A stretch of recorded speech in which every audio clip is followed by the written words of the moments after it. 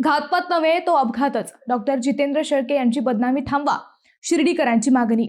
Shirdi doctor Jitendra Shelke यांच्या निधनानंतर सुरू झालेल्या चर्चांमुळे वातावरण तापले असून त्यांच्या बदनामीला आळा घालण्याची मागणी करत ग्रामस्थ एकत्र आले आहेत. डॉक्टर शेळके हे उच्च शिक्षित आणि यशस्वी उद्योजक होते. त्यांच्या आणि त्यांच्या पत्नीच्या अपघाती निधनाने शिर्डीत शोककळा पसरली असताना काही जण या घटनेला वेगळे वळण देत असल्याचे त्यांनी सांगितले आहे. डॉक्टर शेळके यांनी केवळ धार्मिक भावनेतून ट्रस्टमध्ये उपाध्यक्ष म्हणून काम पाहिले होते. मात्र 2023 मध्येच त्यांनी त्या पदाचा राजीनामा दिला होता. जर त्यांच्या विरोधात कोणताही गुन्हा असता तर त्यांच्यावर कायदेशीर कारवाई झाली असती. प्रत्यक्षात त्यांच्या नावावर साधा गुन्हाही नोंदवलेला नसल्याचे त्यांनी स्पष्ट केले. डॉक्टर शेळके यांचा जीवन प्रवासही प्रेरणादायी असल्याचे ग्रामस्थांनी सांगितले.